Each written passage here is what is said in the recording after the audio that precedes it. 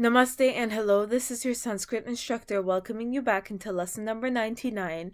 In the previous video, you had an introduction to all of the different types of past tenses, and the one that we are going to be going into depth on is the imperfect tense, which is used for past events for which the speakers had been a witness to that event. And in Sanskrit, the imperfect tense, again, is known to be considered as lang.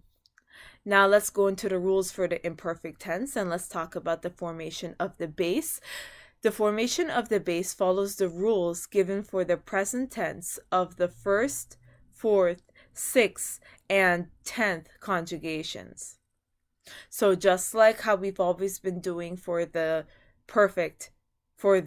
present tense, and the final of the base is changed to before terminations beginning with ma or va, and it's dropped before terminations beginning with just like how we have done for the present tense. Nothing has changed so far. What is interesting about the imperfect tense, however, is that there's more than one termination that begins with In the perfect tense, the only termination that began with was the third person plural, anti. In this case, it is different. Now the augment, this is where it changes. So there's two things that changes for the imperfect tense.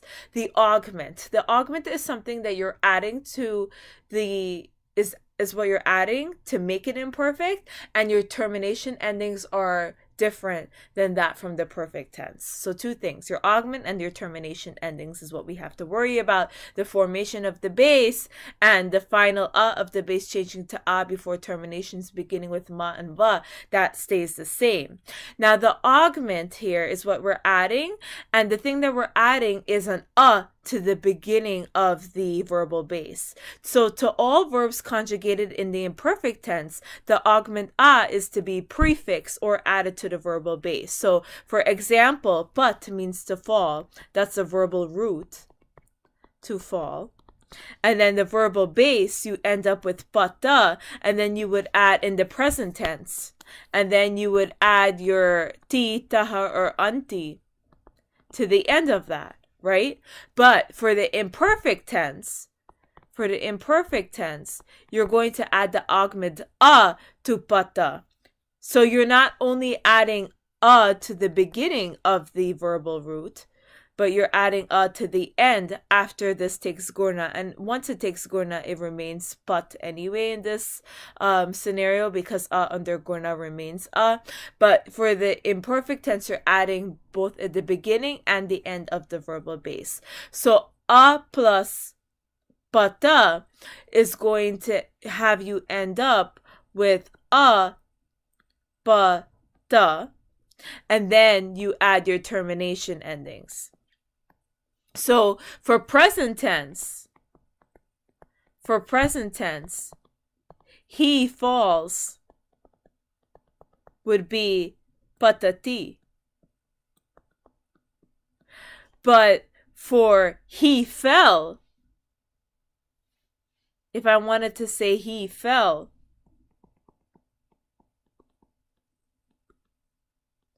I would want it to be, the termination ending is ta with a halant.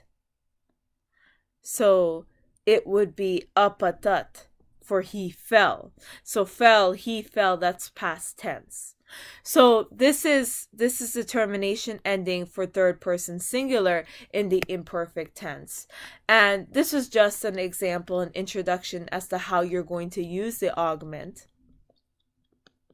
So now that we know how to use the augment, let's talk about the termination endings. So we're going to give you the termination endings for both parasmaipadi and atmanepadi, which is active voice and the middle voice respectively. Now, I want us to pay attention to this here. Okay, because this is going to turn to a visarg. Why? Because there is a Sanskrit rule for that. So we've been learning about Visargs for quite a while now. We have learned Sandhi rules about it. We have recognized it as a double dot. But what we haven't known was a special note that we should pay attention to now that knowing this rule is appropriate for what we're going to be doing in the imperfect tense.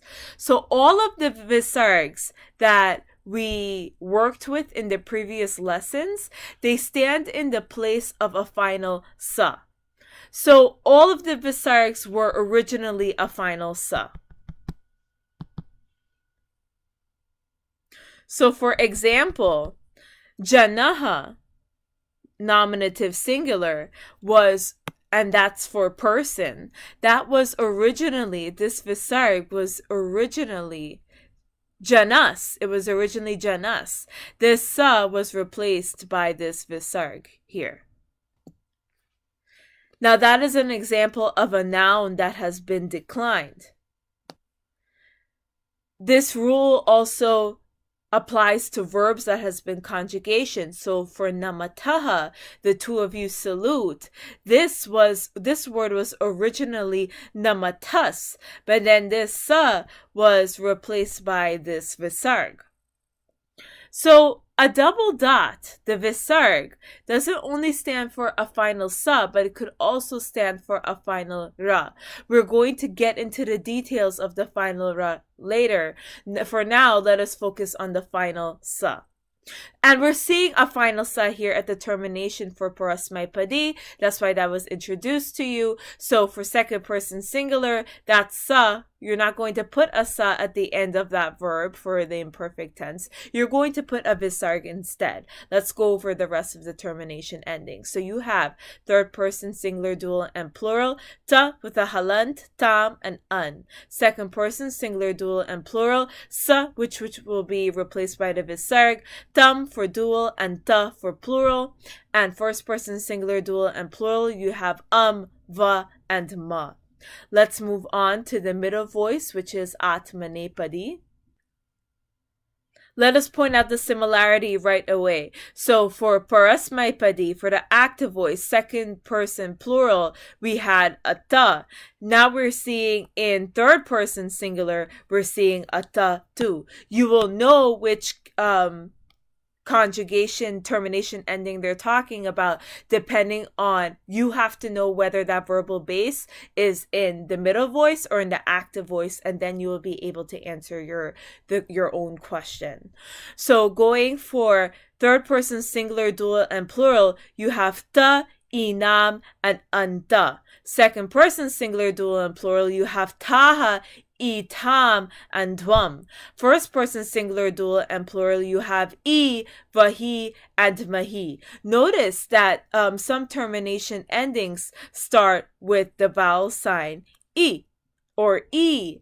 Now, even though this is your termination ending here on the table, you might not always end with this. The reason for that is because remember, in a verbal base, you are adding an not only before that verbal base, but also after the verbal base. So an before and an after. If there's an after the verbal base and you're going to add an E to it, then that means that sandhi rules, vowel sandhi rules, have to apply. So you might not end up with that short E or that long E. You might end up with another vowel. But this is just an introductory video to the imperfect tense, and we will go into this later into detail. But for now, let's take a look at the two endings that we learned together side by side for the active voice and the middle voice, parasmaipadi and atmanepadi.